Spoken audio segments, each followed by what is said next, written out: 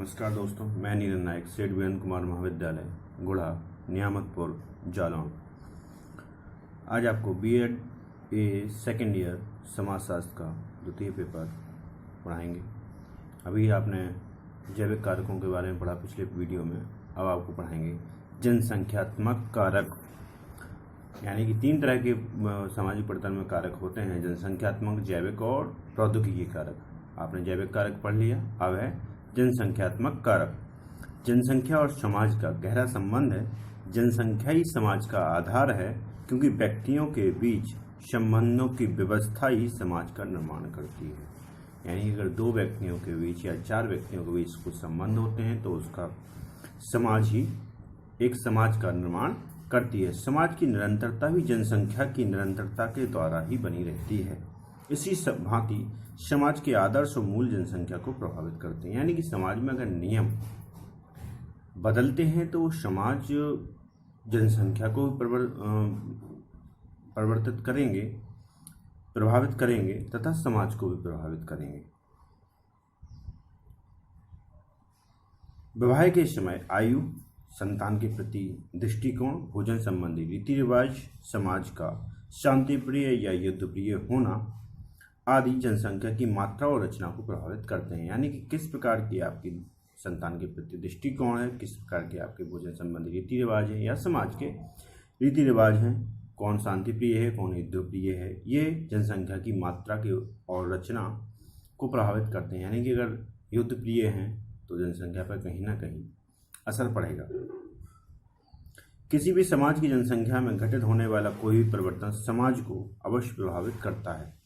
यही कारण है कि आधुनिक समाजों में जनसंख्या का अध्ययन गंभीरता से किया जाता है और जनांकीकी का एक अलग विज्ञान के रूप में स्थापित हमारे देश में जनांकी संबंधी गंभीर और वैज्ञानिक अध्ययन किए जा रहे हैं, ताकि राष्ट्रीय जनसंख्या नीति का निर्धारण कर जनसंख्या नियंत्रण के योजनाबद्ध कार्यक्रम बनाए जा सके।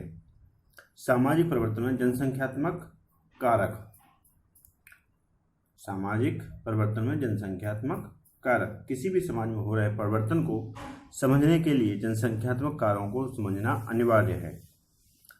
जनसंख्या के परिमाण एवं रचना के साथ साथ प्रमुख जनसंख्यात्मक प्रक्रियाओं का समाज में होने वाले परिवर्तनों में से प्रत्यक्ष संबंध होता है। सोरोकिन जैसे विद्वानों ने जनसंख्यात्मक कारकों में जनसंख्या के आकार तथा घनत्व में वृद्धि अथवा ह्रास को सम्मिलित किया है।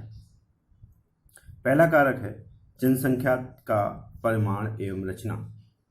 किसी भी समाज की जनसंख्या का परिमाण यानी कि आकार एवं रचना सामाजिक संरचना को प्रत्यक्ष रूप से प्रभावित करने वाले कारक माने जाते हैं। इनसे न केवल हमारा जीवन स्तर प्रभावित होता है, अपितु सामाजिक मूल्य, आदर्श, विश्वास और परंपराओं और संगठनों पर भी इनका प्रभाव स्पष्ट रूप से देखा जा सकता है।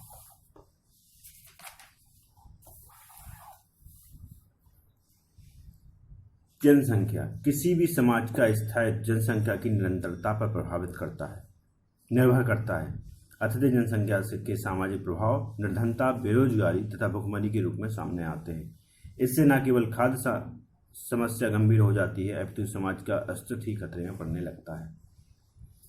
अगर आंकड़े देखें, भारत एवं चीन जनसंख्या की दृष्टि से बड़े देश माने जाते हैं, जिनमें जनसंख्या की निरंतर वृद्धि हो रही है। भारत की जनसंख्या 2001 ईस्वी में 102.70 करोड़ थी, जो कि 2011 में बढ़कर 121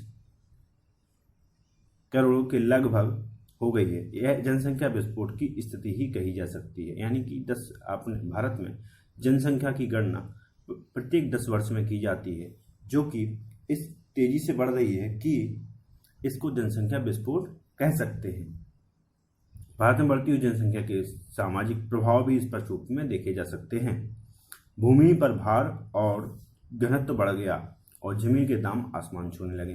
पंचवर्षीय योजना के बावजूद प्रति व्यक्ति आय संतोषजनक रूप में नहीं बढ़ पाती, क्योंकि बढ़ती हुई जनसंख्या इस स्थिति को पूर्ववत कर देती है। यानी कि पंचवर्षीय योजना में जो बनाया जाता है रेशियो की प्रति व्यक्ति आय कितनी होनी चाहिए, तो वो भी पूरी नहीं कर पाते हैं, क्योंकि प्रत्येक वर्ष जनसंख्या बढ़ती जाती है और जब हर प्रत्येक 10 वर्ष में जब गणना की जाती है तो प्रति व्यक्ति आय कम ही निकलती है, जो कि भारत को विकसित देश बनाने में कहीं ना कहीं प्रभाव पड़ता है।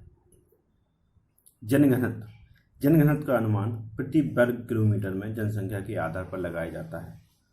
अनेक देश ऐसे हैं जिनमें जनघनत्व कम है, अर्थात देश का कुल क्षेत्रफल एवं जनसंख्या का अनुपात ऐसा है कि प्रत्येक वर्ग किलोमीटर क्षेत्र में जो कम जनसंख्या निवास करती है। यानी कुछ देश ऐसे हैं जहाँ जनसंख्या कम है, जिसका विदेशी कुछ देश ऐसे हैं जिसकी उत्तर प्रदेश के बराबर ही जनसंख्या है। यानी कि भारत की अगर जनसंख्या देखें तो इस समय लगभग 131 करोड़ की जनसंख्या हो गई है भारत की। तो कहीं ना कहीं भारत में गरीबी और बेरोजगारी को प्रभावित करने के लिए इतनी बढ़ती हुई जनसंख्या को महत्वपूर्ण माना जा सकता है। अगर जनसंख्या कम होगी तो बेरोजगारी और गरीबी कम होने के पूरे प्रयास किए जा सकते हैं।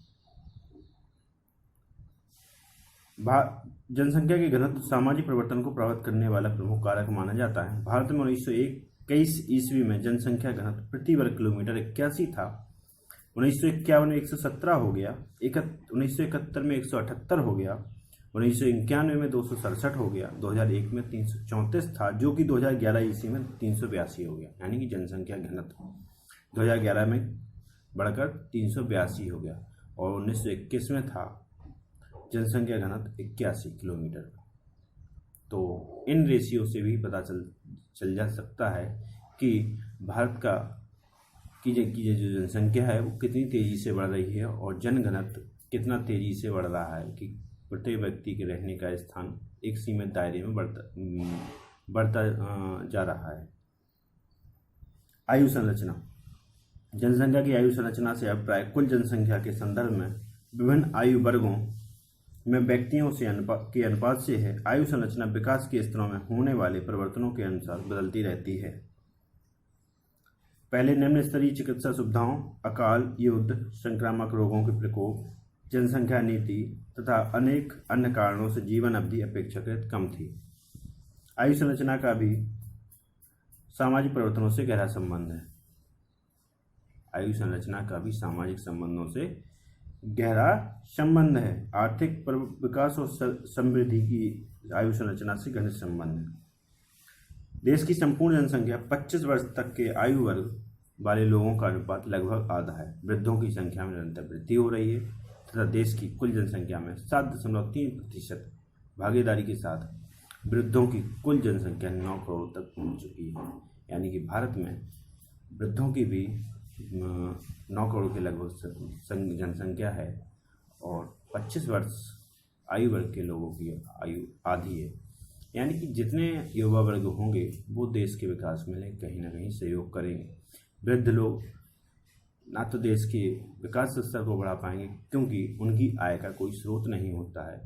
जो जॉब करते थे उससे रिटायर्ड हो जाते हैं या सेवानिवृत्त हो जाते हैं तो अपने घर बैठकर ही, और उनको पारिश्रमिक सरकार के द्वारा मिलता है अगर वो सरकारी सेवानिवृत्त कर्मचारी हैं। तो यदि किसी देश की जनसंख्या में वृद्धों की संख्या अधिक होती है तो अनेक प्रकार की समस्याएं विकसित हो सकती हैं।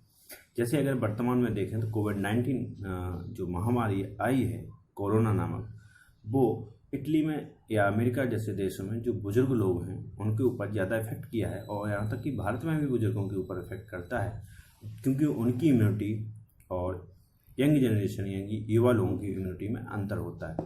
बाहरी देशों में बुजुर्गों के ऊपर ध्यान न देना उन सरकारों की कमी थी, जिसके कारण वहाँ पर मृत्यु दर सबसे ज़्यादा है महामारी के टाइम पे, क्योंकि उनकी इम्यूनिटी कम होने के कारण उनको उचित चिकित्सीय सुविधा न मिलना उनकी मृत्यु का कारण बन गया।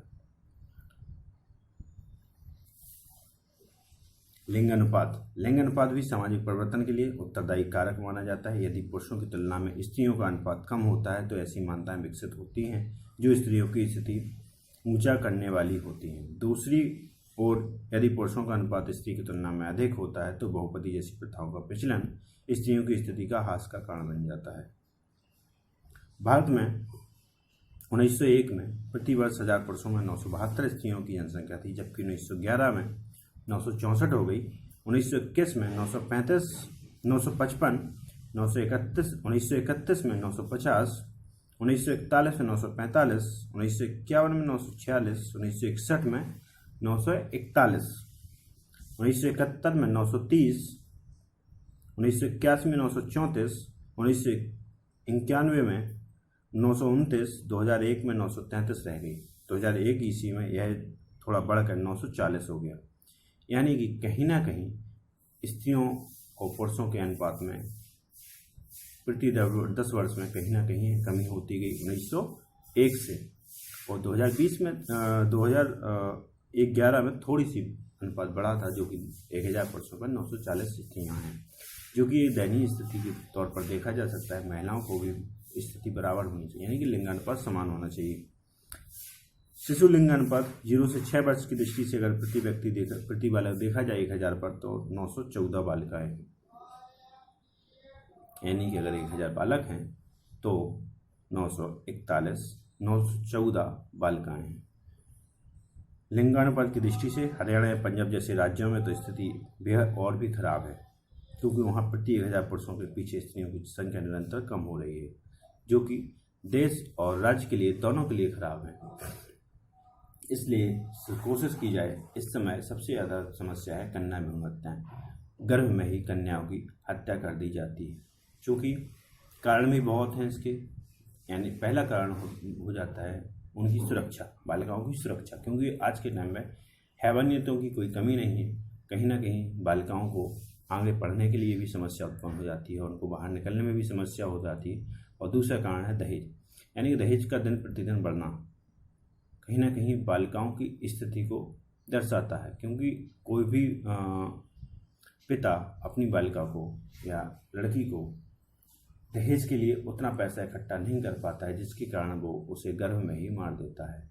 इसलिए समाज को सुरक्षित रखें, समाज जागरूक बने और महिलाओं के प्रति अच्छा बर्ताव रखे।